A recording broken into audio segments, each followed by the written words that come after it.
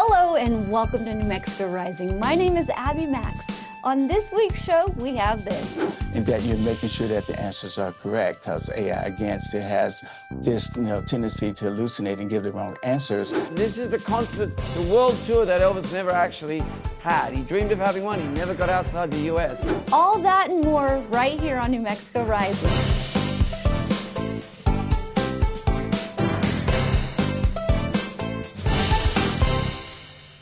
Do you ever wonder how much planning and pressure and storytelling goes into what happens inside a WW ring? Season 2 of WWE Unreal pulls back the curtains even more, taking fans behind the scenes on the road to SummerSlam. Joining us today is Lyra Valkyrie, one of the superstars featured this season, giving fans a closer look at what it really takes to bring those moments alive. Welcome to the show, Lyra. How are you? Thank you. I'm good. How are you? I'm doing okay. Season 2, it's diving deeper into the writer's room and the build towards SummerSlam. When you watched it back, what surprised you most about seeing that process on screen? I can't watch it back because it was a very kind of hard moment for me that got captured on Unreal. So it's very strange that the whole world is seeing it, but this is what people want to see. So there you go. Oh, okay. Fans usually see the finished performance. What does WWE Unreal reveal about the preparation and collaboration that people may not realize happens before a match? I think it definitely reveals the pressure and the chaos that goes on behind the scenes, because it's live TV, so everything obviously looks great, and we just pop up and look our best on Raw and SmackDown. But I think it's showing a very kind of gritty, real side of the people on the show and what we go through every single week. So I guess that's really cool that people get to see that and just understand the chaos behind it all. And this season features so many big personalities and storylines. As a superstar, what's it like balancing your own journey while everything else around you is constantly evolving? Oh, it's like hard. That's one of the struggles, is like trying to keep your whole life together while performing at your best. So it's definitely hard, and I think Unreal really showcases that what it is we go through. So yeah, it can be tough, but it's also like the most rewarding thing in the world, and it's so addictive, and the adrenaline, like you can't even describe it. I don't know if any other job or like sport or anything, I don't know if anything is comparable to what we do. So it's cool that like people get to understand that a little bit more watching the show. And the show, it captures a lot of high pressure moments. How do you personally stay grounded when the stakes are that high pretty much week after week? I think as like my way of staying grounded is as long as I know that I'm putting the work in behind the scenes, that I'm doing everything I possibly can. That's when I know, like, okay, I'm going to do my best here. And if I don't, then like what can I do? That's just where I'm at. Like I have to, if I'm doing the work behind the scenes, then I'm going to be proud of what I'm doing. And for longtime WWE fans and for people who may be new to this world, what do you think they'll appreciate most about season 2 of WWE Unreal? I think people will appreciate the fact that this is the first time ever that this show is pulling back the curtain so much. It's something that's been protected for years.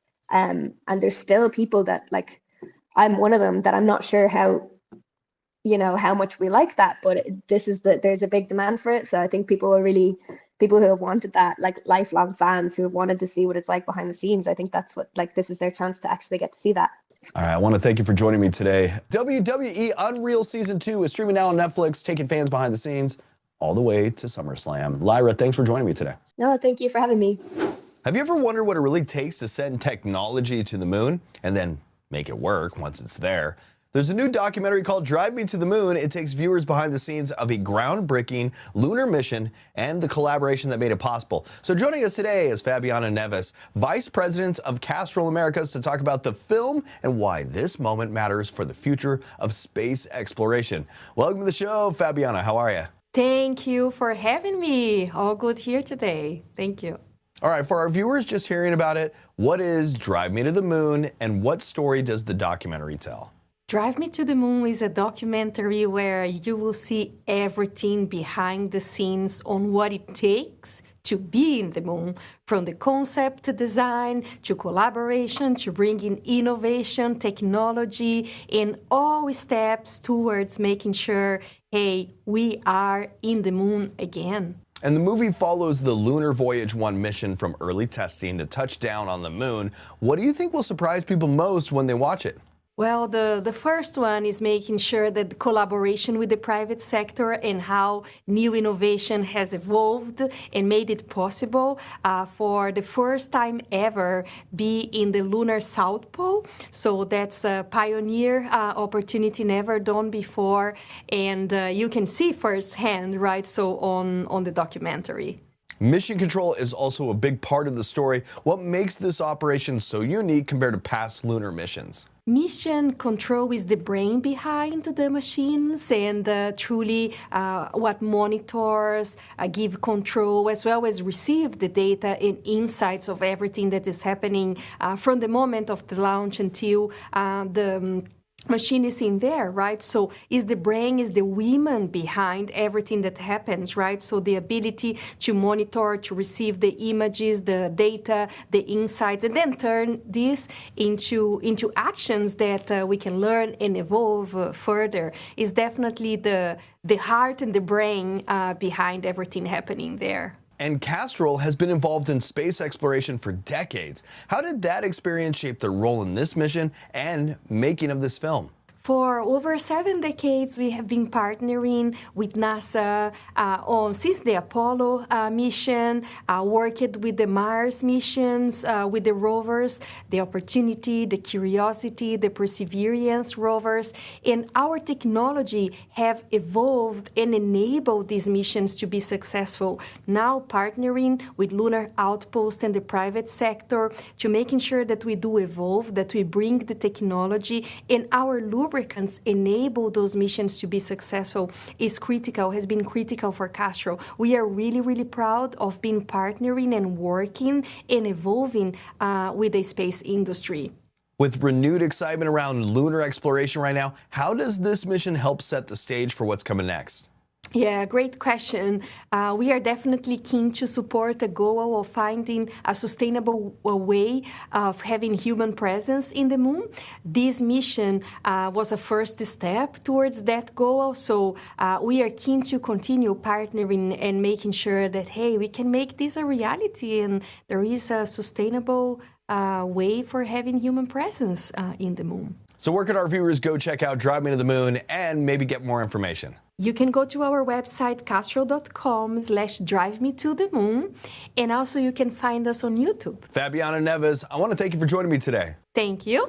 There's something powerful about a song that feels real, like it was pulled straight out of someone's life.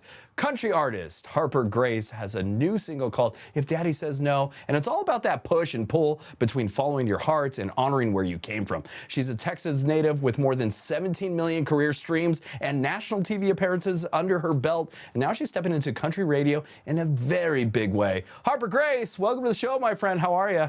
I'm so wonderful. How are you? Thanks for having me. We're doing good over here. We were listening, and that song just feels really personal. What was happening in your life when you wrote If Daddy Says No? Well, I'll tell you what. I was in a relationship that I thought I was so in love, and I was ready to run away, get married, and do all the things. But thank the Lord, because my dad said no. So this is a very, very true, very personal story. And at the time I wrote this song, I was really stuck in between what the right decision was. I grew up in Texas. I have been so close with my dad ever since I was little. We went to father-daughter camps together, and I've always, always respected his opinion and what he thought of really anything. And at this time, I was in a relationship that did not honor me very well at all, as well as didn't honor my dad or my family. And so that really, really ate me up on the inside, which is what inspired If Daddy Says No. And it was a scary thing to write, and it's been a scary thing to talk about, but I'll tell you that the listeners of getting the opportunity of playing this song live have really been the thing for me to be encouraged to actually share this point of my life, because after I've played it live, I've heard so many different people's story of whether their dad actually did say no, and it was, a really bad relationship and they are no longer together and went through a divorce or whatever it may be, or their dad said no and they actually didn't end up getting married, or their dad didn't, chime in and they wish they did, or their dad did say no and they're living happily ever after. So there's so many different outcomes. And when I wrote If Daddy Says No, the lyrics don't have a resolution in the song, so that the listener is able to piece together what it is that their story might be in the midst of the lyrics. And so for me, my resolution was, my dad did say no, not to love, but to remind me that true love is worth waiting for, and finding somebody that really, really honors and respects you as a human being, as well as your family and what matters most to you is important. And you've already had some huge milestones, national TV performances, 17 million streams, even a Netflix sync. How does this single feel different as your first one going into country radio? Honestly, it feels like I ripped a piece out of my heart and put it on paper and then passed it out to a bunch of people. And I think that that's the beauty in it. I think that I always have fun writing music. I always enjoy telling, fun stories with Take It to the Grave, Get Away, that's in the Netflix movie. But this song was so personal and so vulnerable. And I just wanted that to set the tone for this year, especially coming out with new music towards the end of the year as well. This is kind of this waterfall trickling in on an album, hopefully soon, and the album would be called Dear Heart. So these are really pages just ripped out of my heart of areas of my life that people don't quite know about, that I'm ready to share because of having the opportunity of playing them live for a couple years now, and knowing that so many other people have also walked through these situations and these experiences in much different ways. But yeah, it does feel different because it feels vulnerable. All right, here's a question I like to ask artists and people that are creators. Who is an inspiration for you that is outside of the type of, that is not a musician or somebody like that, like a country singer, that is outside doing their own art? What is it? Who is some in another form of art is an inspiration to you that you use in your own world and building creativity? In another form of art, I think I spend a lot of time listening to music, so that is definitely something that in the most artistic thing has drawn me. But I do listen to a lot of podcasts and a lot of preachers. And I think that that's a whole nother art, is bringing scripture to life and talking about it. Jensen Franklin is someone that I really look up to. Jonathan Pokluda is someone that I look up to. Sadie Robertson. There's this wonderful podcast called Girls Gone Bible. I listen to that a lot. So I think maybe that's another piece of art in my personal opinion that I really draw a lot of inspiration from. And for people who discovered you for the first time, how would you describe your sound, and what would you want them to feel when they actually hear this track? I would describe it, my sound in general would be a soulful country with a little bit of classic added to it. I would hope that when people hear If Daddy Says No, that they could do some, maybe some searching of what that personal piece is that is attached to that song, and know that there's ways to get it out and talk about it, and music is a wonderful way to piece personal bits of your own life, whether that's If Daddy Says No or your favorite artist. But yeah. Harper Grace, I want to thank you for hanging out with me today. You can check out Harper Grace's new single, If Daddy Says No, when it hits streaming platforms February 27th. And to learn more, you can follow her journey. Visit harpergracexo.com and find her on social media. Harper, thank you so much for being here. Thank you so much for having me. It was a wonderful time. Top tier, 10 out of 10. Well, thank you. More than 60 years of rock, and they're still filling arenas. From Rock You Like a Hurricane to Wind of Change, the Scorpions have sold over 110 million records and helped define rock for generations.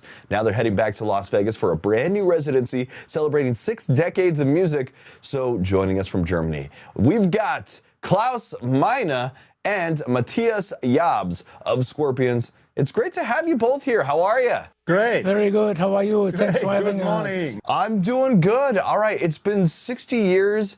That's one heck of a long time for pretty much any business. When you look back, what stands out most about the journey from those in the early days in Hanover to now headlining another Vegas residency? Oh, it's crazy when you think about it, because for German band, when we started out in the early 70s, writing lyrics in English, it was a big dream, to say one day we'll play the United States. And when we had the chance to come over in 79 and throughout the 80s, this dream came true, and it's a wonderful thing after so many years that we're still together, still playing a global stage and, still rocking like a hurricane. And we can't wait to come back for another residency in Vegas in September, and hope many, many fans from all over the place will join us and see us there. And songs, like you mentioned, Rock You Like a Hurricane, No One Like You, and Winds of Change, still connect with a new audience. What do you think gives those songs that staying power? I mean, first of all, with No One Like You, I think we were in 1982 with a Blackout tour. We were the most played radio song on rock radio, at least, and gave us the headline status in the States touring, and then followed by Rock You Like a Hurricane. The 80s were extremely good for the Scorpions, and with Wind of Change, we topped it all in the early 90s, and those are three iconic songs which we still play live and which carried us through the decades, plus many other songs like Still Loving You, Big City Nights, whatever we have. And all those greatest hits we will play on stage at the residency in Vegas. Yes, Vegas has become a home base for you. The last couple of years, and I think we talked last year, what makes this residency different from the previous runs you've done? We have to find out. I mean, we are still on the 60th anniversary tour. We will always play the greatest hits because, there's such a great demand from the fans. But we have time enough to think about something very special. So when you build the set list for a show like this, how do you balance the massive hits with some of the deeper cuts and maybe even some new material? They have to be a good balance, because there's so many songs that the fans want to hear, definitely, and so we throw in songs also from Rock Believer, our latest album, like songs like Gas in the Tank, but also all-time classics like The Zoo, Loving You Sunday Morning, Tease Me, Please Me, all these rockers, and a couple beautiful ballads like Send Me an Angel are in the set as well, so many songs we just have to play, and then we think about digging deep into some other material we haven't played for quite a while. So after 6 decades, what still excites you about walking on stage and hearing that crowd? The fans. I mean, it's the roar of the audience. The minute you go out, you might be nervous before you walk out on stage, but the minute you see the fans, you're connected and it clicks, and together we have a magic evening, rocking out like crazy.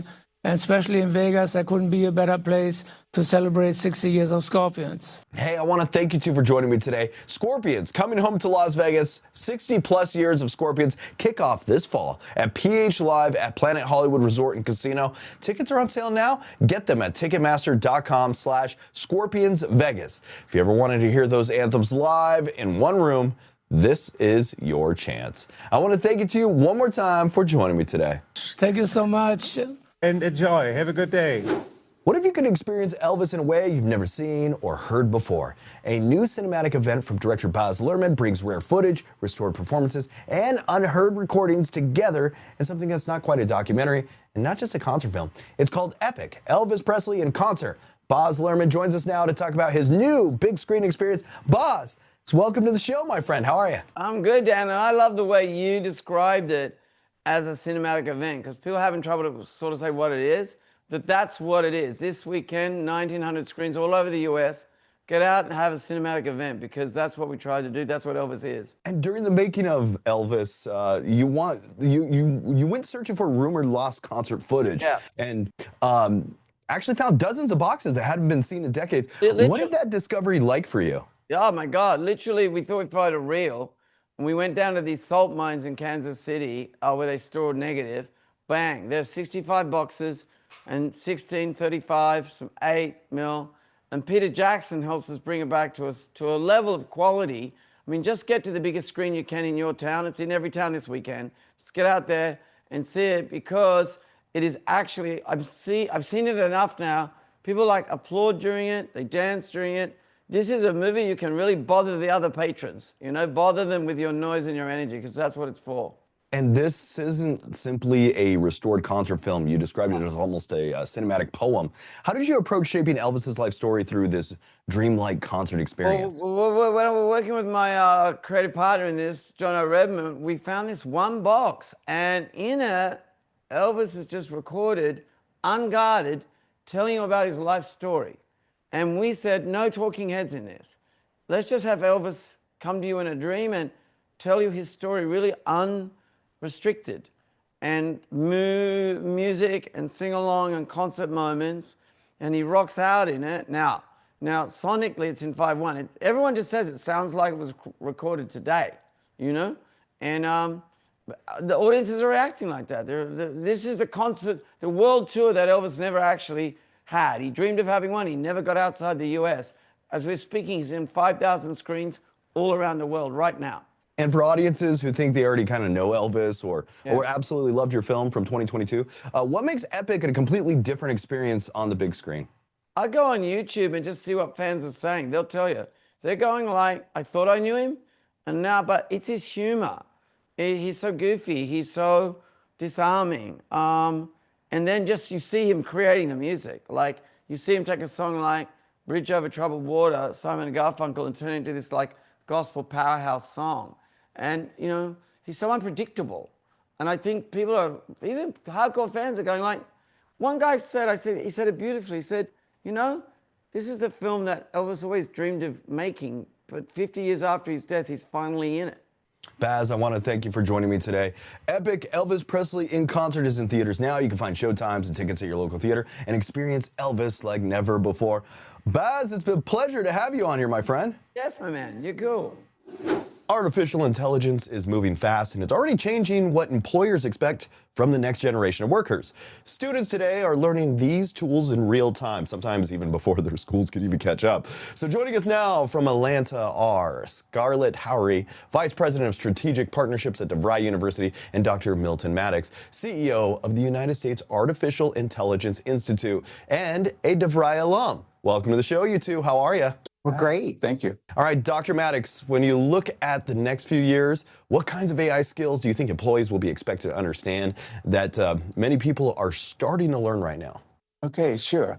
Many people are focusing on, learning AI technical skills, and they believe that that's the main skill they need to learn.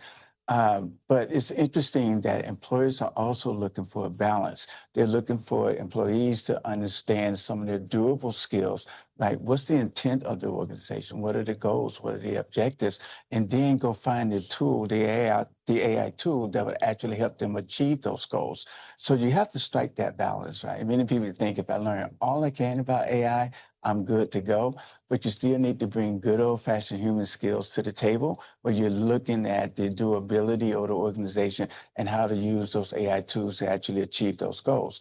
The last piece here is that AI is advancing much faster than any other technology in human history. And so we need to make sure that we still focus on lifelong learning, that we're continually upskilling and reskilling ourselves to make sure that we stay up to date and that we can stay out in front of all the changes so that we can bring our best selves to the organization and bring our best selves to even our personal lives. So if you do those things, you'll be A-okay with AI.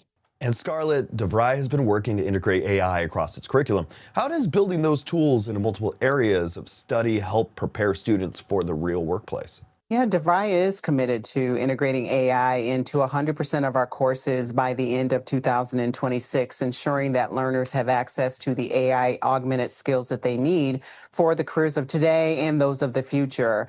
We have a vision that the workforce will have the skills that they need in technology, the tools, and the know-how of when and where to use AI to help them become even more efficient. We've built it into our classroom through projects, through assignments, through discussions, so that learners are able to integrate AI into their ongoing career opportunities as well. We also have determined a way in which we could also have a basic basic level of AI through what we call the DeVry AI Catalyst courses. These are foundational courses that every learner, no matter what field they're in, can take, and they can then stack additional AI courses on top of that in order for them to build their fluency, in order for them to become even more confident using AI.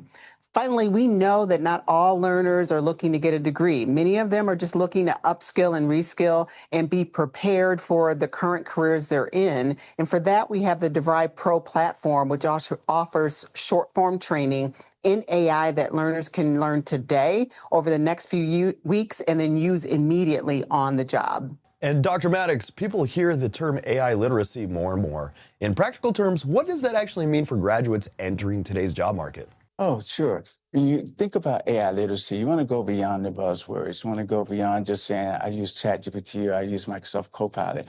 You want to go just dive a little deeper and start to talk about some other things that you can learn when it comes to holistic AI literacy. One thing is foundational. When you come to literacy, and make sure that you know how to use those tools, you know how to go out and ask it how to use it. And the tool is very helpful in helping you learn how to work with it. And it gives you great responses, and it will actually learn how you learn and then respond based, on your own learning style. The next thing is that you need to take a look at those answers, and we call this critical judgment, and that you're making sure that the answers are correct, because AI, again, still has this tendency to hallucinate and give the wrong answers. So you want to validate those answers and make sure that you're doing that accordingly.